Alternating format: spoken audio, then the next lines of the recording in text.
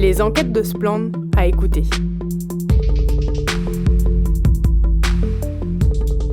Bocage, la fin d'un paysage, une enquête de Jan Malo Kerbrat et Noen Weiler, publiée en février 2024. Chapitre 2. En Bretagne, la dégradation du bocage continue. Le bocage est globalement en mauvais état. D'importants arrachages de haies ont lieu en Bretagne dans des zones jusque-là préservées en raison de l'agrandissement des fermes. Quand ils ont repris mes terres, ils ont tout rasé, mis tout ça au propre. Il y avait 4 parcelles, il n'y en a plus qu'une. J'avais 2 beaux chênes, c'est moi qui les avais élevés quand même. Ça m'a fait mal au ventre, je peux te dire. Maurice, paysan retraité dans le Gouello, est amer de constater la dégradation du paysage dont il a eu la charge. C'est loin d'être un cas isolé. Les paysages et la biodiversité du bocage du nord-ouest de la France s'appauvrissent à une vitesse qui impressionne même les chercheurs. C'est une période de rupture paysagère. On a été surpris par l'ampleur, l'intensité de cette transformation des paysages qui est identique quelle que soit la zone étudiée, explique Thibaut Preux, auteur d'une thèse sur la transformation du bocage et actuellement en travail d'études dans le centre-Bretagne. Les haies continuent de subir un déclin de grande ampleur. Pire, le rythme s'accélère depuis la dernière décennie. Chaque année, environ 23 500 km de haies disparaissent en France. 70% ont été rayés de la carte depuis les remembrements des années 50, et la tendance n'est pas près de s'inverser. La disparition et la dégradation des haies sont des conséquences inéluctables de l'évolution de notre modèle agricole, explique le rapport du Conseil général de l'alimentation, de l'agriculture et des espaces ruraux, remis au ministère de l'Agriculture en avril 2023. L'intensification des productions, la régression de l'élevage à l'herbe, les baisses constantes du nombre d'agriculteurs avec en corollaire l'augmentation de la taille des exploitations ont fait des haies une contrainte pour l'exploitant agricole. Cette analyse est partagée par les chambres d'agriculture de Bretagne qui désignent l'évolution du parcellaire et des exploitations, reprise de parcelles, échange, agrandissement d'entrée en champ, parmi les causes des arrachages. Pourtant, le déclin de la haie revient à perdre une alliée précieuse face à l'effondrement de la biodiversité et aux conséquences du dérèglement climatique. Inondations catastrophiques, sécheresses interminables, pollution de l'eau, canicules étouffantes, autant de catastrophes accentuées par l'arrachage des talus et des haies. À l'heure où le pays se prépare à affronter un réchauffement de plus 4 degrés, préserver le bocage est crucial tant pour l'agriculture que pour l'ensemble de la société.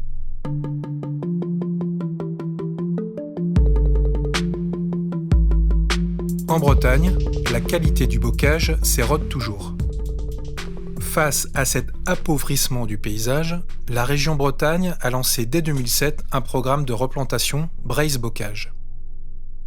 En Loire-Atlantique, c'est le cadre régional Ligère Bocage et Agroforesterie qui a été lancé en 2021. Les efforts en termes de plantation et de subventions sont indéniables. 6500 km de haies plantées depuis 2008 par la région Bretagne, mais le rapport du Conseil général de l'alimentation, de l'agriculture et des espaces ruraux souligne la limite des politiques publiques en faveur du bocage. Si l'accent est souvent mis sur la création de nouvelles haies, il convient avant tout de mieux protéger le linéaire existant. Le nombre de kilomètres de haies en Bretagne administrative semble stabilisé depuis 2020, mais il faut nuancer cette avancée.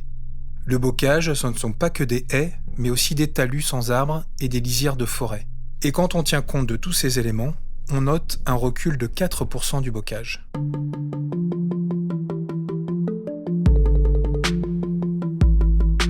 Compenser une haie fonctionnelle est impossible.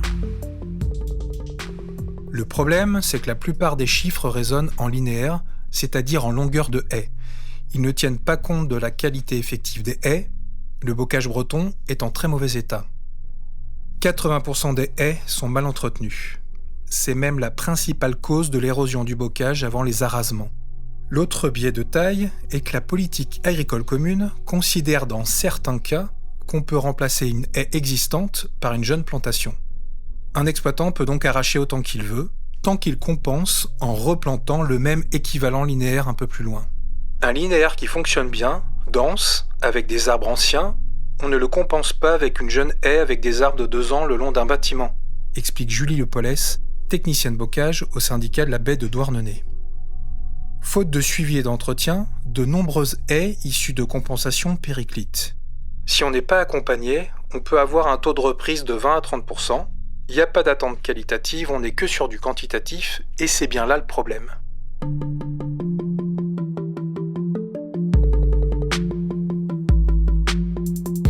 Rupture paysagère en Centre-Bretagne. En 2022, à Spézet, 4 km de haies sur talus ont été arrachés et compensés, le tout dans une zone très bocagère. Cet épisode suscite une forte indignation d'une partie de la population en Centre-Bretagne qui s'est organisée en collectif Cleusiou, qui veut dire talus en breton, pour défendre ce patrimoine paysager. Le sujet est sensible, car dans cette partie de la Bretagne, nombre de fermes laitières cessent leur activité et partent à l'agrandissement des exploitations voisines, faute de jeunes repreneurs. La filière est en train de se restructurer à une vitesse grand V, parce qu'elle est pilotée de plus en plus par les industries laitières, notamment les grands groupes comme Lactalis ou les grandes coop comme Agrial, explique l'universitaire Thibaut Preux.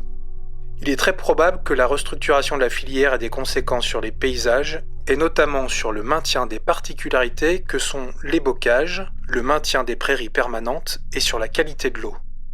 Les disparités sont fortes entre les territoires bretons. Dans des secteurs où le bocage a déjà été simplifié depuis les années 70, on note peu d'évolution. Par endroits, le gain en termes de linéaire de haies est notable, grâce à Braise Bocage. Sur le bassin versant de Douarnenez, classé bassin algues vertes, une 60aine de kilomètres de haies environ a été gagnée, selon les estimations fournies par la technicienne Julie Lepolès. La dynamique est tout autre au centre de la péninsule, des monts d'Arrée au Creuse-Braise, en passant par le sud Trégor, où le maillage des haies sur talus est encore dense, l'érosion qualitative récente et rapide du bocage ne fait aucun doute.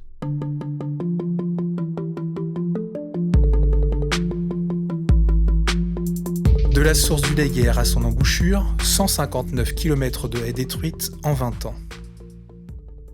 Difficile, à l'échelle de la Bretagne, de savoir combien de haies et talus ont ainsi disparu. Des associations comme Eaux et Rivières de Bretagne et le site Sentinelle de la Nature s'emploient à recenser celles dont elles ont connaissance sans parvenir à une vision exhaustive. Spland s'y est attelé dans une partie du Trégor, autour de la baie de Lannion, sur les territoires du Sage, un document qui élabore la stratégie locale en matière de gestion de l'eau. Le résultat est net. 159,2 km de linéaires bocagers ont été détruits entre 2003 et 2023. Sollicités sur ces chiffres, ni Lannion Trégor Communauté, ni Guingamp Paimpol Agglomération n'ont répondu à nos questions. 2015, année catastrophique pour le bocage. Point culminant des arrachages en France, la catastrophique période 2014-2016, juste avant l'entrée en vigueur de la nouvelle PAC, la nouvelle politique agricole commune. L'Europe décide de passer les haies en surface non agricole et d'interdire leur arrachage, tout en précisant qu'elles restent éligibles aux aides. Il s'ensuit une certaine confusion. De nombreux agriculteurs s'attendent à ce que les haies diminuent les subventions auxquelles ils ont droit, qui sont calculées en fonction de la taille de leur parcelle. De peur que leurs haies soient sanctuarisées et qu'ils ne puissent plus y toucher, de nombreux agriculteurs préfèrent les faire disparaître avant qu'elles ne figurent sur les cartes. Cette nouvelle PAC, qui avait pour objectif de protéger les haies, a finalement entraîné beaucoup de destruction. Combien de kilomètres de haies ont-ils été détruits à cette période ? Difficile à dire, d'autant plus que des haies ont été gommées des cartes.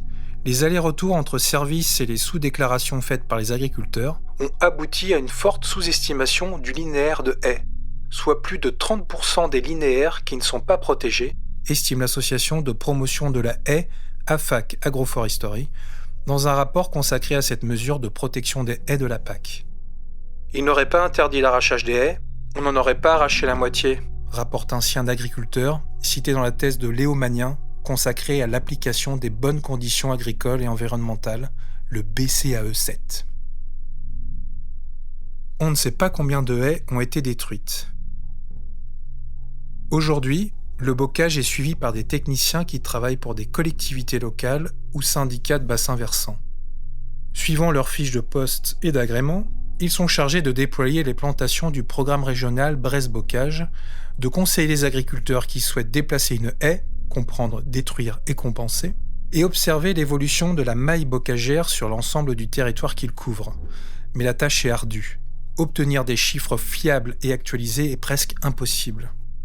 Les données cartographiques, malgré un travail d'amélioration en cours, sont incomplètes et erronées, notamment parce que les services de l'État ont eu recours, pour identifier les éléments bocagés, à l'aide de photos aériennes et à des travailleurs du CLIC à l'étranger. Les directions départementales des territoires et de la mer, les DDTM, ont une vue d'ensemble sur les dossiers d'arrachage déclarés, mais les techniciens bocage locaux, eux, bien souvent, n'y ont pas accès. On ne sait pas combien de linéaires ont été détruits, déplore Gwenaëlle, technicienne bocage en Bretagne Sud. À chaque fois, on redemande à la DDTM pourquoi les arasements dont ils ont connaissance ne sont pas numérisés. On ne comprend pas comment est traité ce volet-là. Aux techniciens de se débrouiller seuls pour obtenir des données sur les évolutions du maillage bocager de leur territoire, de mener leur propre travail de cartographie très chronophage.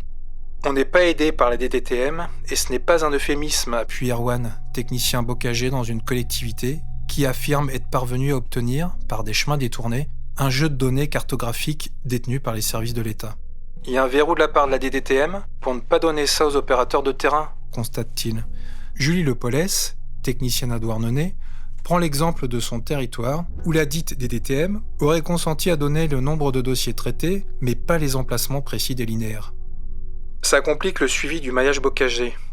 On estime que 14 km de haies ont été détruits depuis 2015, dont 9 qui étaient déclarés à la PAC. On sait qu'on a 1,7 km de compensés, mais le reste on n'en sait rien. Contacté par Splan, aucune des DDTM de Bretagne administrative n'a répondu à nos questions.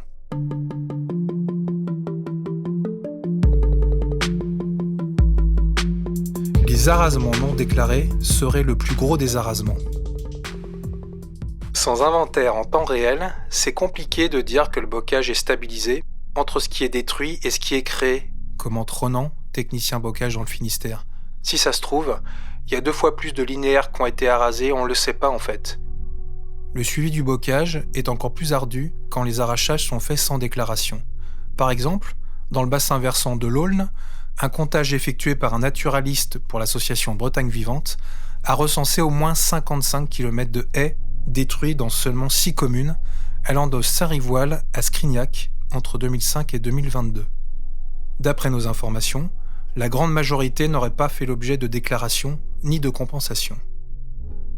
À titre de comparaison, le syndicat de bassin versant a planté une trentaine de kilomètres de haies depuis 2013 sur un territoire à cheval sur 49 communes, bien au-dessous des destructions répertoriées sur une fraction de son territoire. Les arasements non déclarés et que personne ne voit, je dirais que c'est le plus gros des arasements qui existent. Donc, ça reste inconnu à tous, poursuit Ronan, le technicien bocage. C'est trop tard, on ne reviendra pas en arrière, assène Maurice, l'exploitant retraité du Gouello. Et comme il y a de moins en moins de paysans, et qu'il va continuer à y en avoir de moins en moins, il y a encore des regroupements d'exploitation, et il y aura l'arasement des talus automatiquement. Ça, il ne faut pas se voiler la face.